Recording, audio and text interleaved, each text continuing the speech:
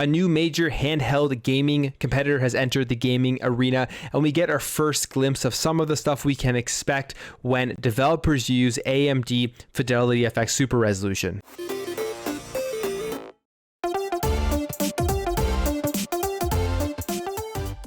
So yesterday was a huge day when it comes to a new gaming console handheld competitor entering into the gaming market, as the Valve Steam Deck was announced. Now this is virtually just a handheld gaming PC. You see it up here on the screen. It looks extremely unique. It has touchpads on the front, it has buttons on the back, and the button layout just looks completely different than from what we see on something like the Nintendo Switch. Everybody was waiting for that Nintendo Switch Pro announcement.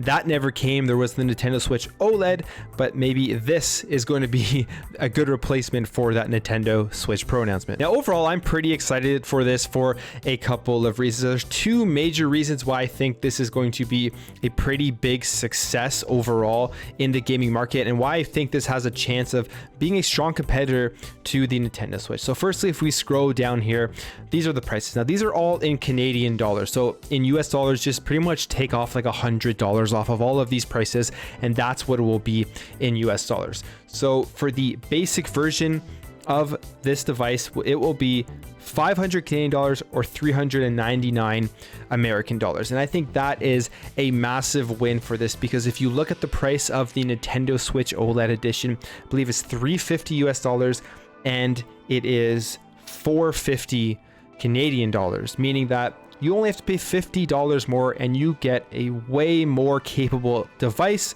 where you're going to be able to literally play anything you want on it. And then when we go through the price bracket here, you have the more expensive one, which is 660 Canadian. I'm assuming that's probably like 500 American. And then the highest end model, which is a 512 gigabyte NVMe SSD, is $820 Canadian. So the difference between the lowest model and the two upper models is that the lowest price model has an eMMC onboard memory, which is not going to be as good performance, not going to have faster storage compared to the NVMe SSDs that are in the upper two models. On top of that, with the upper two models, you are getting just some Steam exclusive stuff plus a carrying case. If I were to pick one of these models, I'd probably opt for the middle model because I would want that NVMe SSD inside. Now, in terms of power, there's so many numbers we could go through to talk about the exact specifications for how powerful this thing is. I mean, there's going to be other channels that will dive deeper into that will be better than me explaining it.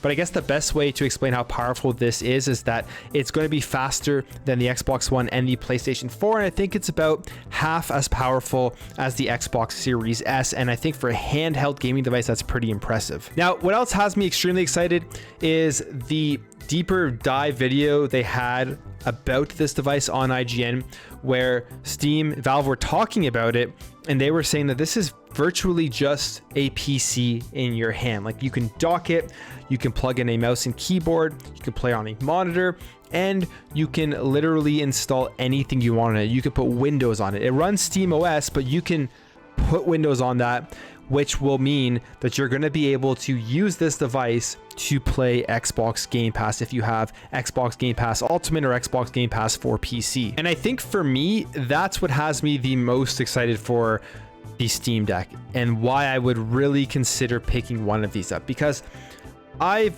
thought about picking up those controllers that attach to your phone. I've never gotten around to it, and they're like $100 or so.